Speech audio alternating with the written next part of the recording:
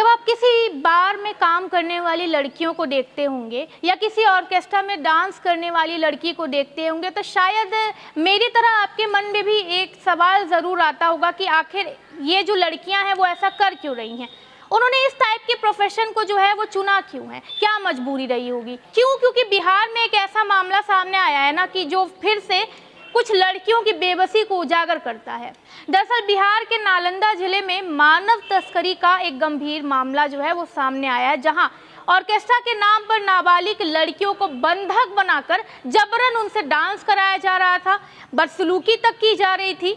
मामला तब उजागर हुआ जब राष्ट्रीय बाल अधिकार संरक्षण आयोग यानी एनसीपीसीआर को ये सूचना मिलती है कि गिरियक थाना क्षेत्र में कुछ ऑर्केस्ट्रा संचालक नाबालिग लड़कियों का शोषण कर रहे हैं, उन्हें जबरदस्ती डांस करवा रहे हैं।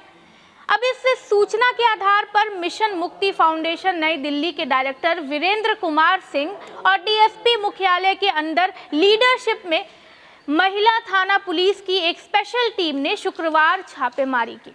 इस दौरान एक नाबालिग समेत 3 लड़कियों को इस गंदे कारनामे से आज़ाद कराया गया और संचालक सहित 3 लोगों को गिरफ्तार किया गया। तो अब जानते हैं कि इस शोषण से वो लड़कियां कैसे आज़ाद हुई, यानी आखिर कैसे पुलिस और फाउंडेशन के लोगों ने तुरंत कार्रवाई की और उनकी जिंदगियां बचा ली। दरअसल इस घिनौने खेल का जो पर्दाफाश है वो तब हुआ जब मिशन मुक्ति फाउंडेशन को कुछ सामाजिक संगठनों से जानकारी मिली कि बिहार के ग्रामीण इलाकों में नाबालिग लड़कियों को ऑर्केस्ट्रा ग्रुप में काम करने के लिए मजबूर किया जा रहा है। अब मुक्ति फाउंडेशन क्या है ये भी जान लीजिए।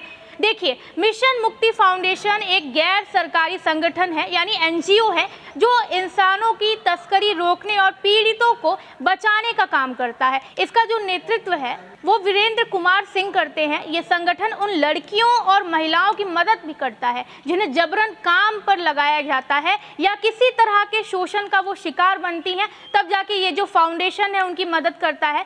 मिशन मुक्ति फाउंडेशन पुलिस और दूसरे संगठनों के साथ मिलकर छापेमारी करके लड़कियों को बचाता है और उन्हें सुरक्षित जगह पहुंचाने में मदद करता है। ये संगठन काउंसलिंग और पुनर्वास यानी रिहेबिलिटेशन में भी मदद करता है, यानी उन्हें समाज में रहने की जगह देता है ताकि बचाई गई लड़कियां फिर से अपनी जिंदगी अच्छे तरीके से शुरू कर सकें। सूत्रों के मुताबिक इन लड़कियों को फिल्मों में काम दिलाने और अधिक मेहनताना देने का लालच देकर बुलाया गया था, यानी साफ तौर पर इस बात का अंदाज़ा हम लगा सकते हैं कि इन लड़कियों को झांसा दिया गया कि वो एक लग्जूरियस लाइफ जिएंगी।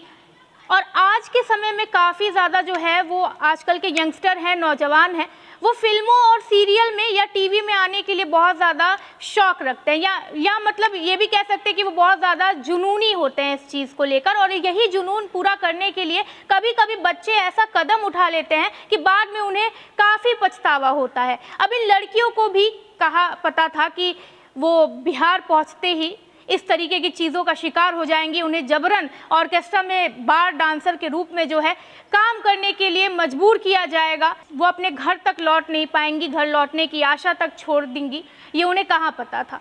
खैर, मिशन मुक्ति फाउंडेशन और बाकी सामाजिक संगठनों के सहयोग यानी मदद से जब इस मामले की पुष्टि हुई तो राष्ट्रीय मानव अधिकार आयोग यानी एनएचआरसी को पत्र लिखा गया। राष्ट्रीय मानव अधिकार आयोग एनएचआरसी भारत में मानव अधिकारों की रक्षा और उल्लंघन की जांच करने वाला एक सरकारी संगठन है। इसकी स्थापना 12 अक्टूबर को हुई थी। इसका जो मेन काम ये है वो ये देखना है कि किसी भी इंसान के मौलिक अधिकारों का यानी कि उसके राइट्स का वॉयलेशन यानी हनन ना हो रहा हो। अगर किसी के साथ अन्याय होता है तो उसे रोका जाए, ये इस फाउंडेशन का काम है। एनएचआरसी के जो मुख्य काम है वो भी जान लीजिए थोड़ा। अगर किसी व्यक्ति के साथ अन्याय होता है, मतलब उसके अधिकारों को छीना जाता है, तो एनएचआरसी जो है इसकी जांच करती है। कोई भी इंसान या संगठन मानव अधिकार हनन की शिकायत एनएचआरसी में दर्ज करवा सकता है अगर उन्हें लगता है कि उनके अधिकारों के साथ जो है वो छेड़छाड़ की जा रही है। एनएचआरसी सरकार को कानूनों और नीतियों में सुधार के सुझाव भी देता है ताकि जो मानव अधिकार है, मैन राइट्स, ह्यूमन राइट्स हैं, उनकी रक्षा की जा सके। एनएचआरसी ये सुनिश्चित करता है कि जेलों और पुलिस हिरासत में जो कैदी हैं उनके साथ भी गलत व्यवहार ना हो, उन्हें भी सेफ तरीके से रखा जाए। कोई पुलिस जो है वो बेवजह उनके ऊपर जो है अत्याचार ना करे, किसी कैदी के जो साथ रहकर जो है उनके ऊपर किसी तरह का प्रहार ना हो। अगर किसी के अधिकारों का हनन होता है तो एनएचआरसी सरकार से उसे मुआवजा यानी कंपनसेशन दिलवाने की सिफारिश करता है। अब जब एनएचआरसी को पत्र लिखा गया तो उन्होंने मामले को गंभीरता से ले लिया और बिना वक्त गवाए आयोग से नालंदा पुलिस को इस पर तुरंत कार्रवाई करने के निर्देश दिए। इसके बाद गुरुवार को पुलिस टीम ने गिरियक थाना क्षेत्र के एक गांव में छापेमारी का प्लान बनाया और शुक्रवार सुबह कार्रवाई कर दी। इस दौरान पुलिस ने वहां से 3 नाबालिग लड़कियों को रिहा करवाया जिन्हें जबरन ऑर्केस्ट्रा में नचाने के लिए मजबूर किया जा रहा था। पुलिस को मौके से शराब की बोतलें और बाकी आपत्तिजनक सामग्री भी मिली। ये इस बात का सबूत था कि इन लड़कियों को न केवल नाचने के लिए मजबूर किया जा रहा था बल्कि वहां आने वाले लोग उनके साथ बदसलूकी भी करते थे और घटिया तरीके से उन्हें रखा भी जाता था। उनकी स्थिति का अंदाज़ा भी लगा सकते हैं कि उस जगह पर शराब के साथ साथ कई ऐसी चीज़ें भी मिली। तो सोचिए उन लड़कियों के ऊपर क्या बीत रही होगी, किस तरीके से वो अपनी ज़िंदगी को वहाँ पे एक एक दिन गुजार रही होंगी। खैर, जिन लड़कियों को इस जगह से निकाला गया था उन लड़कियों में से एक जो थी वो हिमाचल प्रदेश की रहने वाली नाबालिग लड़की थी। उसने पुलिस को बताया कि उसे 5 महीने पहले घर से बाहर काम करने के नाम पर बुलाया गया था। शुरुआत में उसे अच्छे पैसे और सुरक्षित माहौल का वादा किया गया था, लेकिन यहाँ पहुँचने के बाद उसे जबरन ऑर्केस्ट्रा में डांस करने के लिए मजबूर किया गया। अब यहाँ पर सोचने वाली बात ये थी कि क्या बार में काम करना भी कितने हद तक सुरक्षित होता है, क्योंकि उसे जो है घर में यही बताया गया था कि उसे बार में काम करना होगा। तो यहाँ पे ये भी सवाल उठता है कि बार का जो माहौल है वो कितना सुरक्षित होता है। क्या बार में बार टेंडर्स के साथ बदसलूकी नहीं होती है? क्या वहाँ पर नशे में भी लोग परेशान नहीं कर सकते? तो जगह वो भी सुरक्षित नहीं है। लेकिन सबसे बड़ी बात यहाँ ये है कि वो अपने घर से निकली थी काम करने के लिए, लेकिन यहाँ पे लड़की के घर वालों को कोई आपत्ति क्यों नहीं हुई कि काम इस तरीके का है। मतलब यहाँ पे मैं उसके घर की स्थिति पे कोई सवाल नहीं उठा रही हूँ, क्योंकि हर परिवार एक जैसा नहीं होता है। कभी कभी कुछ परिवारों की मजबूरी भी होती है, लेकिन यहाँ पर सवाल ये भी है कि किसी अनजान इंसान पे इतना भरोसा क्यों। लड़की ने बताया कि जब वो स्टेज पर डांस करती थी तो वहाँ मौजूद लोग उसके साथ छेड़छाड़ करने की कोशिश करते थे। कई बार लोग स्टेज पर चढ़कर उसे गलत तरीके से हाथ लगाते थे, छूते थे। जब उसने इस बात की शिकायत की और घर जाने की इच्छा जताई तो जो डायरेक्टर्स हैं वहाँ के, जो संचालक हैं, उन्होंने पहले 1 लाख रुपए चुकाओ फिर जाने दिया जाएगा, ये कहकर बात टाल दी। सोचिए कि इनमें से कुछ लड़कियां ये सोचकर आई थीं कि बाहर की दुनिया उनके लिए एक उम्मीद है जहां वो अपने घर की हालात को सुधार लेंगी, साथ ही फिल्मों में उन्हें रोल मिलेगा।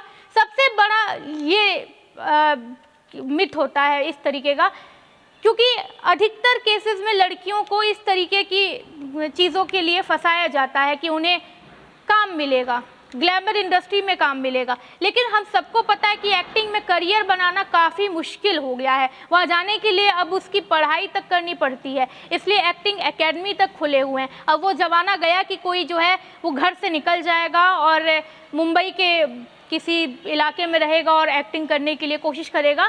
अब वो चीज़ें नहीं होती हैं। लोगों को इसके लिए भी साक्षरता की ज़रूरत होती है, इसके लिए भी एक अलग कोर्स होता है, डिप्लोमा इन एक्टिंग होता है और ग्रेजुएशन इन एक्टिंग होता है। लेकिन खैर, इसके बाद जो है लड़की ने ये भी बताया कि उसे यहाँ लाने वाली उसकी एक दोस्त थी, जिसने कहा था उसे कि यहाँ पर अच्छा काम मिलता है और मेहनत नहीं करनी पड़ती है। उसे भी लगा होगा कि सचमुच काफ़ी सही है कि अच्छा काम भी है और मेहनत भी उतनी नहीं है। मतलब उसे लगा होगा कि सारे सपने जो हैं उसके पूरे हो जाएंगे। लेकिन जैसे ही वो बिहार पहुंची, उसे वहाँ के लोगों ने बंधक बना लिया, उसके सारे सपने टूट गए। उसे जबरन जो है वो डांस करवाने जाने लगा।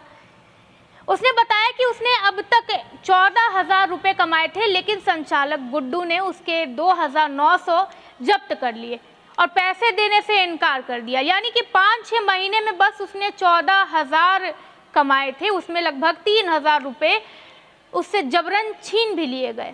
जहां पैसे की ज़रूरत और सपना उसे खींच कर लेकर आई थी, वहां इन महीनों में उसे चंद पैसे मिले थे। सोच लीजिए। गिरियक थाना अध्यक्ष दीपक कुमार ने बताया कि इस मामले के में मुख्य आरोपी ऑर्केस्ट्रा संचालक सनी राज को गिरफ्तार कर लिया गया है। पुलिस ने अलग से एफआईआर दर्ज कर जांच भी शुरू कर दी है।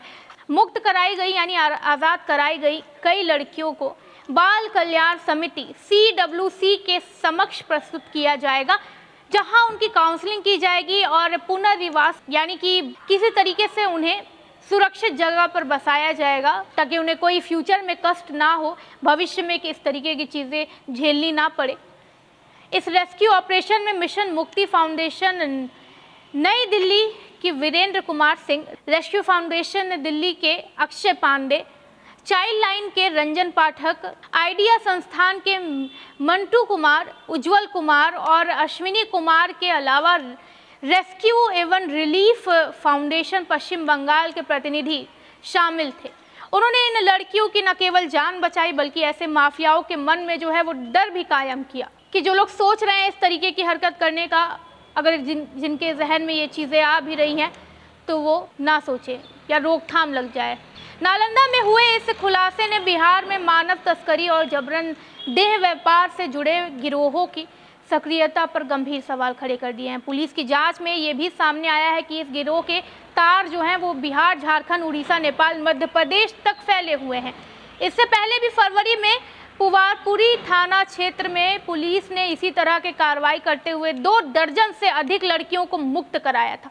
उन लड़कियों को भी फिल्मों में काम दिलाने और अच्छा पैसा देने का झांसा दिलाकर जो है वो बिहार में बुलाया गया, लेकिन बाद में उन्हें वही जबरदस्ती ऑर्केस्ट्रा में काम करने के लिए मजबूर किया गया। सूत्रों के मुताबिक इन ऑर्केस्ट्रा संचालकों के संपर्क में कई ऐसे दलाल और गैंग हैं जो भोली भाली लड़कियों को बहला फुसलाकर बिहार लाते हैं और उन्हें इस दलदल में ढकेल देते हैं। कई बार लड़कियां खुद भी ग्लैमर की दुनिया की चकाचौंध से प्रभावित होकर उनके जाल में फंस जाती हैं, लेकिन जब उन्हें बंधक बनाकर जबरन काम कराया जाता है तब उन्हें इस खेल की सच्चाई का पता चलता है। सरकार और समाज को सतर्क रहने की ज़रूरत है। इस तरीके की घटना ये साबित करती है कि बिहार और बाकी राज्यों में महिलाओं और नाबालिग लड़कियों की सुरक्षा के लिए सख्त कदम और उठाने की ज़रूरत है। सरकार को ऐसे मामलों की रोकथाम के लिए जो है वो स्पेशल टास्क फोर्स बनानी चाहिए और समाज को भी सतर्क रहना चाहिए। माता पिता और लड़कियों को भी इस तरीके के झूठे वादों और लालच से सावधान रहने की ज़रूरत है ताकि किसी भी तरह से उनका शोषण ना हो, वो किसी शोषण के शिकार ना हो। ये ज़रूरी है कि पुलिस और प्रशासन इस तरह के मामलों पर कड़ी नज़रें रखें। दोषियों के खिलाफ सख्त कार्रवाई होनी चाहिए ताकि भविष्य में कोई और लड़की इस अमानवीय शोषण का शिकार ना बने। आप इस बारे में क्या सोचते हैं? अपनी प्रतिक्रिया कमेंट सेक्शन में ज़रूर दें। वीडियो को लाइक करें, चैनल को सब्सक्राइब करें। मैं हूं कृति, धन्यवाद।